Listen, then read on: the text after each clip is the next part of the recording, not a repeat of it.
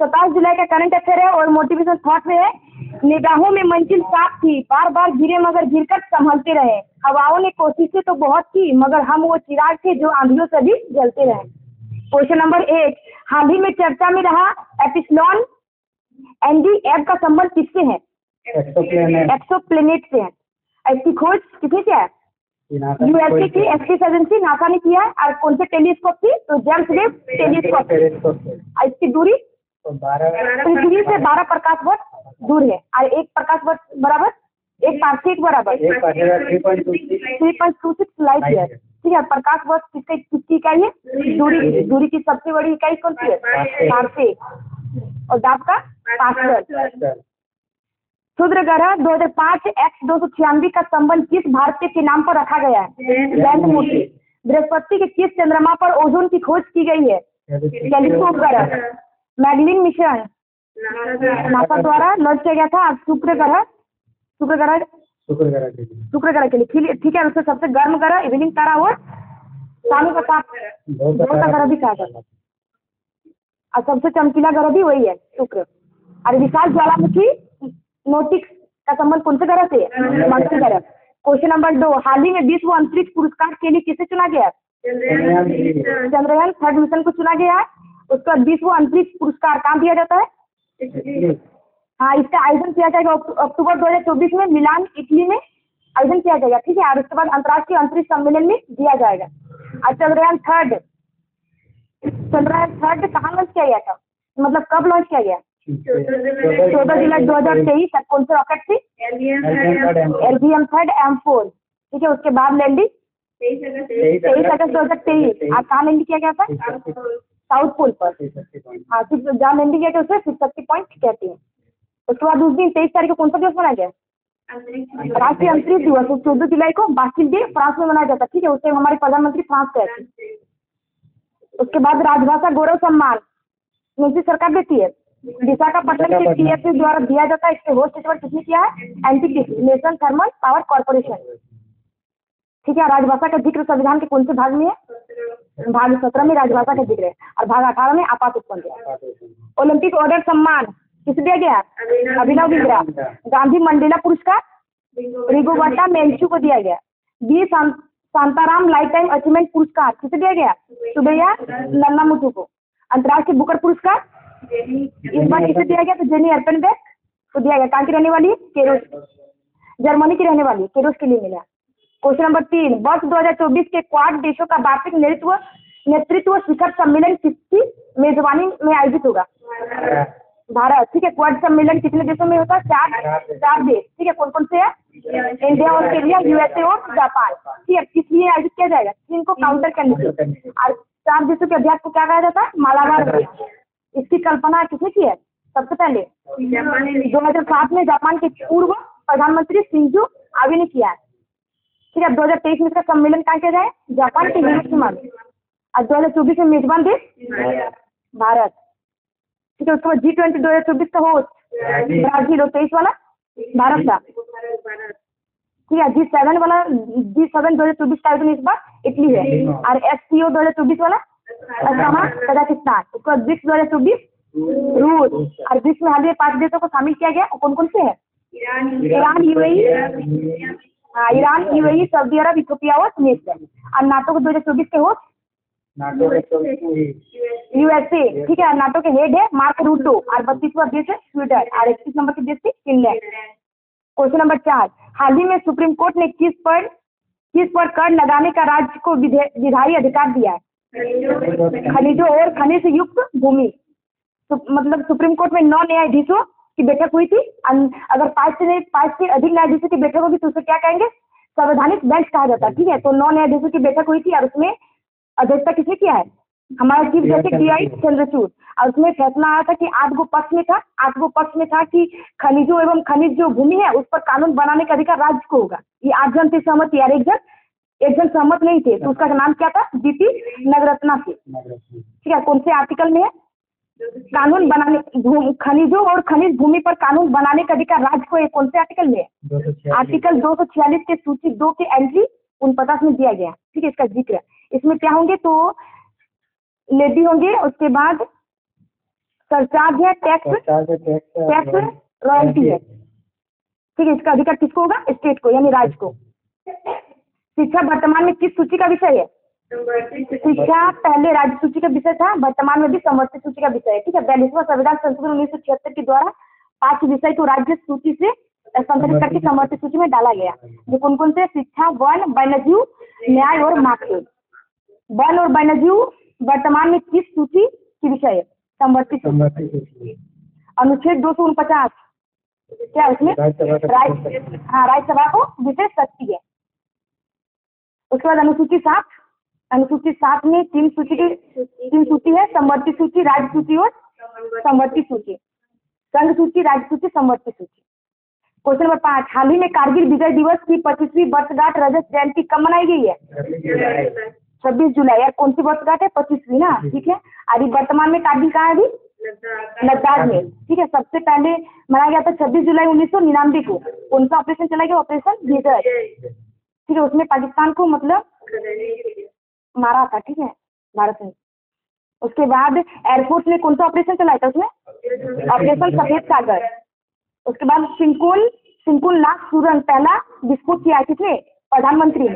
ठीक है, कितनी लंबी है? 4.1 किलोमीटर लंबी है और इसकी मतलब लेह को जोड़ने के लिए सबसे बड़ी सुरंग होने वाली अगर बनेगी तो। उसके बाद ऑपरेशन इंद्रावती कहाँ चला गया था? खेती में। Operation Ganga Ukraine, operation Ajay Israel, operation cactus Maldives, operation Meghdoot Siachen और ऑपरेशन कावेरी सूडान, ऑपरेशन करुणा म्यांमार।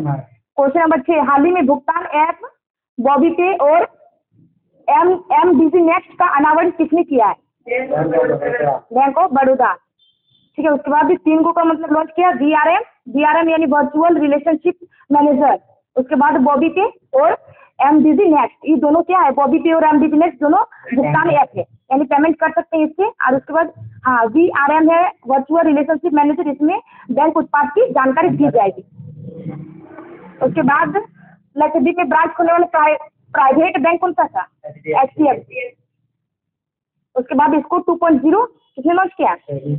सेबी। उसका प्रभाव पोर्टल RBI। उसका प्रभाव सॉफ्टवेयर इसरो और सक्षम पोर्टल प्लस विजिलेंस ECI। ठीक है, उसका सखी है गगनयान मिशन।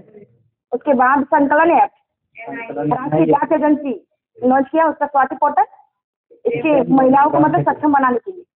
उसके बाद संज्ञान ऐप RTF में तो मतलब न्यू कानून को जोड़ा गया इसलिए लॉन्च किया गया संज्ञान ऐप। जानकारी देंगे। क्वेश्चन नंबर 7, हाल ही में जुलाई 2024 में ताइवान, फिलीपींस और चीन में किस टाइफून ने तबाही मचाई है? गेमी, यानी फिलीपींस में जो चक्रवात को क्या कहा जाता है?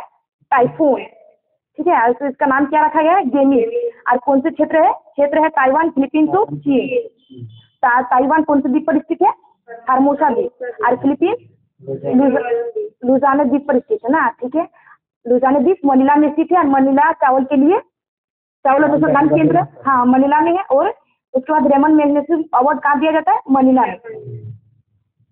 उसके बाद रेमेन चक्रवात का नामकरण किसने किया है? ओमान। इसका अर्थ क्या है? रे। ठीक है, उसके बाद भारत में आया था ना। ठीक है, उसके बाद अलवारो चक्रवात 2024 का पहला चक्रवात था। ठीक है, जो कौन से द्वीप पर आया है? मेडागास्कर। उसके बाद बिलीबिली, ऑस्ट्रेलिया में चक्रवात को बिलीबिलीज कहा जाता है। उसके बाद हरिकेन USA और वेस्ट इंडीज। क्वेश्चन नंबर 8, हाल ही में भारत की पहली एकीकृत कृषि निर्यात सुविधा कहाँ स्थापित करने की घोषणा हुई है? जवाहरलाल नेहरू बंदरगाह। ठीक है, एकीकृत कृषि निर्यात सुविधा में भारत पहले स्थान पर बन गया। इसकी स्थापना किसने किया है? जवाहरलाल नेहरू बंदरगाह, जो कहाँ है? मुंबई में। ठीक है, इसका उद्घाटन किसने किया? तो जहाजरानी मंत्री सर्बानंद सोनोवाल ने। इसकी लागत 284 करोड़ लागत है। और इसमें चावल, मसाले, प्याज, गेहूं का एक्सपोर्ट किया जाएगा। और दीनदयाल उपाध्याय कहाँ है? मतलब कांडला जो बंदरगाह है उसका नया नाम दीनदयाल उपाध्याय किया गया, जो गुजरात में है। और मैंगलोर बंदरगाह कर्नाटक में। और बीजिंग बंदरगाह केरल में। भारत की पहली वैदिक घड़ी उज्जैन। IIT मद्रास का पहला ऑक्सफोर्ड कैंपस कहाँ खोला गया? Tanzania, Zanzibar. और इसकी पहली महिला हेड भारत की पहली अंडर वाटर मेट्रो कोलकाता। कौन सी नदी? हुगली नदी। हड़प्पा सभ्यता का प्रमुख बंदरगाह? लोथल, गुजरात। क्वेश्चन नंबर 9, हाल ही में 33वें ओलंपिक खेलों के ऐतिहासिक उद्घाटन समारोह का आयोजन कहाँ हुआ है? पेरिस फ्रांस में किया गया। और कब से शुरू हुआ है? 26 जुलाई 2024। ठीक है। और उद्घाटन समारोह पेरिस के सीन नदी के किनारे किया गया। ठीक है। कब तक चलेगा? तो 11 अगस्त तक, यानी 26 जुलाई से 11 अगस्त तक चलेगा ओलंपिक। और इसकी शुरुआत पेरिस में 1924 में आयोजित किया गया। ठीक है। तो इस साल 100 साल भी पूरा हुआ। और कौन से खेल जोड़े जाएंगे? स्केट बोर्डिंग, स्पोर्ट्स, क्लाइंबिंग और सर्फिंग, ब्रेकिंग जुड़ जाएगी। और उसके बाद ओलंपिक की शुरुआत कब हुई थी? सबसे पहले 1895 एथेंस ग्रीस में किया गया था। और सेकंड बार 1900 में किया गया पेरिस में। ठीक है। 2028 में कहाँ होगा? लॉस एंजलिस, यूएसए में। और उसमें 34वां संस्करण होगा और क्रिकेट को जोड़ा जाएगा। उसके बाद भारत ने कितने टीमों के साथ पार्टिसिपेट किया है? 16 खेल के साथ पार्टिसिपेट, 100 प्लस टीमों के साथ पार्टिसिपेट किया। 16 खेलों में मतलब भाग लिया है। ठीक है। इसमें सबसे युवा खिलाड़ी कौन है? रणदीप सिंधु है। ठीक है। 14 ईयर है और तैराकी से संबंधित है। सबसे बुजुर्ग रोहन बोपन्ना, 44 ईयर, और वो टेबल टेनिस से संबंधित है। उसका पेरिस ओलंपिक का उद्घाटन कार्यक्रम में ध्वजवाहक इंडोर शरद कमल अंचक है। और शरद कमल किससे संबंधित है? Table tennis. और PV Sindhu badminton. Tokyo Olympic में रैंक और कुल पदक? टोटल पदक 7 है। 1 गोल्ड, 2 सिल्वर और 4 ब्रॉन्ज। ठीक है। रैंक है 48। और टोटल मेडल? पिछले बार तो 7 ही होता है। हाँ, 7 को मेडल है। ठीक है। कुल मेडल 7 है। उसमें से 1 गोल्ड थे नीरज चोपड़ा। ओलंपिक में पहला पदक किसने लाया? हाँ, केडी जादव। कब लाया? 1952, जिसका आयोजन हेलसिंकी में किया गया था। और केडी जादव कौन से खेल संबंध की पूछती है? और व्यक्तिगत पदक मतलब लाया पहला केडी जादव ने। उसके बाद ओलंपिक में पहला व्यक्तिगत महिला पदक कर्णम मल्लेश्वरी। कब लाया? तो 2000 में। क्या इसका आयोजन सिडनी में किया गया था? और कौन से खेल संबंध से? वेटलिफ्टिंग। क्वेश्चन नंबर 10, हाल ही में सांस्कृतिक श्रेणी में भारत का 43वां यूनेस्को विश्व धरोहर स्थल कौन सा बना है? मोइगम बना है। ठीक है। यूनेस्को विश्व धरोहर समिति, इसका आयोजन कहाँ किया गया है? दिल्ली में किया गया। दिल्ली के भारत मंडपम में। ठीक है। कब से? तो 21 जुलाई से 31 जुलाई तक होगा। इसमें 43वां वर्ल्ड हेरिटेज मोइगम असम। ठीक है। अहम साम्राज्य यानी राजवंश को दफनाने के लिए ईंट और पत्थर से बनाए गए तहखाना है ये। ठीक है। पिरामिड टाइप का है ना। ठीक है। उसके बाद नॉर्थ ईस्ट इंडिया में पहला सांस्कृतिक धरोहर मोइगम को शामिल है, वही है। अब सेकंड वाला है काजीरंगा नेशनल पार्क और मानस नेशनल पार्क।